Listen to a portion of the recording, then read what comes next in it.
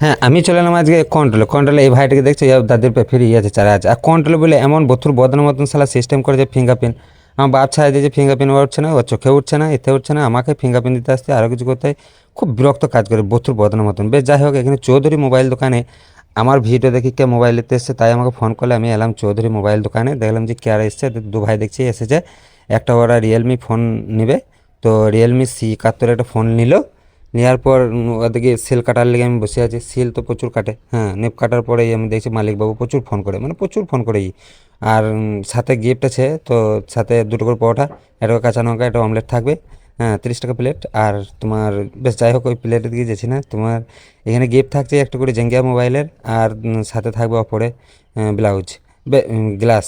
আর তোমার সরি ভুলে গেলেন, ওইদিকে চলে গেলাম। ওর রিয়েলমিটা বেশ সেলটা কেটে দিলে, পক করে কাটার পর আমি বললাম বেশ ঠিক আছে, তোমার কাটা হয়ে গেলে লিয়া হয়ে গেলো ওদের মোবাইল। নেওয়ার পর আমি বেরিয়ে গেলাম এদিকে, এদিকে সব দেখিনি, পক করে বেরিয়ে নেমে গেলাম বোলপুরের দিকে রওনা। আমরা বোলপুরের ভিউটা তোমাদেরকে দেখাই, ভিউ আমি প্রচুর দিই। হ্যাঁ, আর ভিউ দেখে দেখে আমি দেখিয়ে দেখে আল্লাহ আমরা গেলাম, তাই চলে গেলাম সিনিকেতন দোকানে। একটা মুড়ি পাবে 30 টাকা প্লেটের সাথে একটা অমলেট, একটা করে মুড়ি খাবে তো জানটা ভরে যাবে। তারপরে এসকে ভিতরে ঢুকলাম, এসকে ভিতরে ঢুকি আমরা 1 কাপ করে চা, সাথে একটা সিগারেট খেয়ে একবারে পক করে আবার ওইখান থেকে বেরিয়ে গেলাম। আর চায়ের কালার দেখছে এত সুন্দর, সত্যি বলছি মানে মধু লাগবে না। ঘরে চাই উঠে দুটো মানে চা করে দেন চিতাবাগে দিয়ে দিলাম, যাই না। তারপরে এখানে চিকেন নিয়ে বাড়িতে চলে এলাম। বাড়িতে এসে পক করে ভাত খাবে, ভাত তো খেতে হবে আমাকে।